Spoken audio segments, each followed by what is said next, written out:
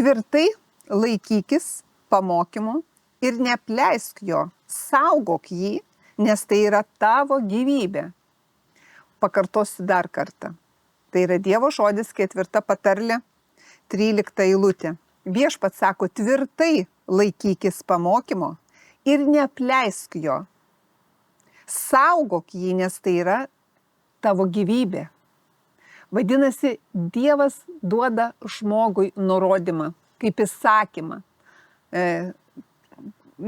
Aš nuolat ir pastoviai tą kalbų įrašuose, tą kalbų žmonėm pati tuo gyvenu, savo tą pastoviai sakau, kad man žmogui reikia tvirtai laikytis Dievo nuostatų, tvirtai laikytis, taip, pamokymų ir neapleisti. Vadinasi, aiškiai Dievas sako, kad gali taip atsitikti, kad rutina, aplinkybės, iššūkiai, problemos ir žmogus nusisuka į tą problemą, į tą rūpestį, į tą nerimą. Nusisuka, tai reiškia apleidžia viešpaties pamokymą, viešpaties mokymą. Tai reiškia tai, ką sako Dievas, aš galiu nusisukti ir apleisti. Bet viešpats aiškiai sako, neapleisk tai, ką aš sakau. Prisimink tam, kad nes tai yra gyvybė. Tai yra mano gyvastis. Tai kuo aš gyvenu, tai kuo aš kvėpuoju. Tai yra svarbiausia, viešpats sako. Ir todėl mums žmonėms reikia tą vykdyti, kad kai eisim per išbandymus, per mirties šešėlių slėnius, per aplinkybės, tvirta būtų mano širdis, tvirtas būtų mano įsitikinimas, kad aš neišsigąsčiau. Nes žinot, gyvenimas su viešpačiu tai negarantuoja laimingo tokio kaip drugelių gyvenimo. Negarantuoja. Ir gyvenimas su viešpačiu tai reiškia, kad gali būti ir greičiausiai bus išbandymų ir sunkumų. Gyvenimas su viešpačiu negarantuoja lengvo, paprasto gyvenimo. Tik sėkmingo gyvenimo, be iššūkių. Negarantuoja. Ir raštas apie tai nekalba. Bet raštas aiškiai sako, ir Dievas aiškiai sako, tvirtai laikykis mano žodžių ir neapleisk jų mano pamokymų. Nes išstovės tas, kas išstovės iki galo. Vadinasi, mūsų gyvenime yra laikas ir laikai ir nesikeičia aplinkybės, sunkumai, išbandymai arba neatsistato mano ląstelės, jeigu susirgau ar susirgo kažkas. Neatsistato jos greitai ar tą pačią akimirką. Vadinasi, mano gyvenimo kely yra laikas, bet kai aš tvirtai laikausi Dievo pamokymų, neapleidžiu jų, vadinasi, aš išstovėsiu iki galo, kol turėsiu rezultatą ir rezultatas bus matomas. Viešpačiui taip svarbu, kad mūsų gyvenimo aplinkybėse, mūsų širdis, įsitikinimai būtų pripildyti Dievo pažinimu ir kad Dievo ramybė tarptų mūsų širdise. Dievo ramybė, kuri pranoksta bet kokį supratimą, kad tarptų mano širdyje. Tvirtai laikykis. Šiandien tau greičiausiai reikia tvirtai laikytis aplinkybėje, kai tavęs negerbia, kai tave kritikuoja, kai su tavim nesiskaito, kai išgirsti žinią, blogą žinią. Ir dabar nuolat transliuojasi ir tai karo temos, ar tai tokios neužtikrintos ateities. Nežinai, kas tavęs laukia rytoj. Bet viešpats aiškiai sako, tvirtai laikykis mano pamokymų. Ir neapleisk jų. Tai reiškia, nenusigręžk, nenugręžk savo žvilgsnio. Bet pasitikėk, kad viešpats yra su tavim, kad tu šiandien esi be galo brangus viešpačiui, kad jis moko tave, kad jis prižiūri tave, Be abejo, jis nepažadėjo lengvo gyvenimo, paprasto gyvenimo. Bet tikėjimu ir kantrybė, sako, tu praeisi ir tu gali praeiti vienokį ar kitokį suspaudimą, sunkumą. Tu gali praeiti ramybei. Va tą turėti vidinę ramybę. Šiandien linkiu mums va tą Dievo ramybę išmintimi pildytis, dėkojimu viešpačiui, nes jis tikrai yra geras. Jis yra geras mūsų gyvenimo prižiūrėtojas. Pats viešpats, Jėzus, atidavė savo gyvenimus už mus. Jis sako, jo žaizdomis mes esame išgydyti, atstatyti. Tegu būna atstatyti mūsų santykiai vieni su kitais. Tegu būna atstatyta mūsų sveikata. Tegu viešpats laimina mūsų rankų darbus ir jis laimina, bet mes veikiam. Tai reiškia, nesėdim ir nelaukiam, kad automatiškai patys klausimai spręsis. Bet aš einu ir dirbu ir prisimenu, ką raštas sako, kaip Juozapas net sunkiausiuose gyvenimo išbandymuose maksimaliai geriausiai atliko savo užduotis. Ir taip ta Dievo malonė ir Dievo buvimas buvo matomas jame, nes jis geriausiai atliko savo užduotis. Ir taip viešpats iškėlė į aukščiausias pozicijas, kai sunkumuose, sunkiausiuose aplinkybėse nesitapatino su aplinkybėm, nesitapatino su liūdėsiu, nerimu, pralaimėjimu, bet matė nematomą. Matė, buvo užtikrintas tai, ko laukia gera. Ir mes šiandien turime tvirtai laikytis viešpaties mokymo ir neapleisti Dievo pažinimo, nes tai yra gyvybė. Ir dar toliau sako viešpats, neik nedorėlių takų ir nevaikščiok piktųjų keliu. Aš nurodau tau išminties kelią ir vedu tave tiesiais takais. Viešpats veda mus ir moko mus tada, kai mes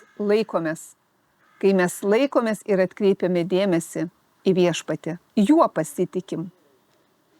Taigi, gyvenimas su gyvu viešpačiu nėra lengvas ir nebūna paprasta, bet tikrai užtikrintai garantuoja, kad jūs praeisit, kad aš pati praeinu nuolat ir pastoviai.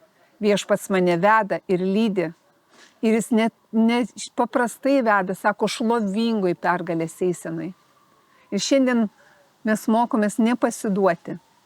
Taigi, dėkoju Dievui, kad jūs augat ir mes kartu augam Dievo pažinimu, Dievo išmintim, kad Dievo gerumas, ir jis tikrai yra geras, ir tas Dievo gerumas matomas, Dievo malonė, tegu būna matoma mūsų gyvenimuose. Nes viešpats sako, tikrai turėsite vaisių, jeigu tvirtai laikysitės Dievo pamokymų. Tuos Dievo pamokymus, Dievo žodžius ir aš įsirašysiu į savo širdies plokštę. Jūs tikrai turėsite rezultatą. Tikrai turėsite apčiuopiamą, matomą vaisių. Tai reiškia garantuotai, kad jūsų sveikata atsistatys. Jeigu ir yra diagnozė, atsistatys, nes viešpats yra mano ganytojas ir jis išgydė visas mano ligas. Taip sako žodis ir jis yra tiesa, kad jis išgydė visas tavo ligas, kad jis yra gyvybė ir sveikata. Ir kai girdi diagnozę vienokią ar kitokią, tegu ne diagnozė ima viršų, o tai, ką viešpats sako, ima viršų, kad jis išgydė visas tavo ligas, kad jis atstatė tavo santykius vieni su kitais, kad jis duoda tau išmintį, nuovoką ir supratimą. Tai nereiškia, kad nėra nesusikalbėjimo vienas su kitais. Tai nereiškia, kad nebus nepagarbos, ar bus, kad tik tai visi tave gerbė ir puoselėja. Bus, kas tavęs nevertina, kas tave šmeižia. Bet žinok, kad tai ne Dievas tai daro. Tu žinok, kad toje aplinkybėje Dievas yra su tavim, Ir jis yra ištikimas, ką pažadėjo. Kad jis tave veda, toliau veda šlovingoj pergalės eisenoj. Tvirtai laikykis Dievo nuostatų, laikykis Dievo pamokymų. Tai reiškia, nesitapatink su šitu pasauliu, bet pasikeisk, atnaujindamas savo protą Dievo žodžiu, kad galėtum ištirti, tai reiškia priminti savo, kokia gera ir tobula Dievo valia yra šiandien tau. Aš dėkoju Dievui, kad Dievo valia kiekvienam iš mūsų yra tikrai gera. Kad Dievui, mūsų viešpačiui, Jėzaus Kristaus vardu, nėra nieko neįmanomo. Dėkojam Dievui, kad jis atstato sveikatą, laimina mūsų rankų darbus, kad jis teikia ir pildo mūsų širdį tikėjimu, laukimu gerą, kad jis duoda jėgų, vis pasikartoju, pabrėžiu, kiti vadina energiją, turit tų jėgų, energijos, eiti į priekį, nenuleisti rankų ir nieko neveikti, bet laukti gerą. Ir yra be galo didelis darbas laukti gerą, esant tikrai sunkiuose išbandymuose ir suspaudimuose, kai atrodo nesikeičia aplinkybė. Nei per dieną, nei per dvi, nei per savaitę. Nesikeičia aplinkybė. Bet žinot, viešpats yra ištikimas. Jis ištikimas tam, ką pažadėjo. Jis pažadėjo, kad nepalieka ir nepleidžia tavęs. Jis yra su tavim. Ir tikrai Dievą mylinčiam, tai reiškia tikinčiam, tas, kuris tiki viešpačiu, kuris atidavė savo gyvenimą viešpačiu. Vat tokiam, tai reiškia mums, viskas išeina į gerą. Dievą mylinčiam. Aiškiai romiečiams laiške rašo, kad Dievą mylinčiam viskas išeina į gerą. Taigi tai be galo didelė paguoda. Tai be galo didelis įsitikinimas, pagalba, uola, mūsų tvirta uola, pasitikėti viešpačiu. Kad viskas Dievą mylinčiam išeina į gerą. Vadinasi, jis atstato mano sveikatą, tai yra tiesa, atstato santykius, atstato reputaciją, jeigu kažkieno yra sugadinta, gal kažkas yra šmeižiamas. Ir tai yra daroma, kaip čia pasakyti, visiškai nekaltai. Nekaltai žmogų kažką šmeižia, apkalbinėja, kenkia, bet viešpats atstato tai. Nes aiškiai sako, kad Dievą mylinčiam viskas išeina į gerą. Tegu va tas tvirtas užtikrintumas laikytis Dievo nuostatų. Tegu jūs veda pergalės eisenai. Nepasiduoti. Viešpats duoda jėgų ir išminties. Sako, tie, kurie pasitiki viešpačiu, nesuprasdami, kodėl vyksta vienokie ir kitokie dalykai, bet pasitiki viešpačiu, įgauna naujų jėgų ir nebereikalo, sako, pakyla kaip ereliai ant sparnų. Kai pasitiki, va tada pakyli. Ir viešpats mūsų lygina su ereliais todėl, kad būtent erelis pakyla aukščiausiai iš visų paukščių. Ir jis mato geriausiai iš aukštybių, kad aplinkybės keičiasi.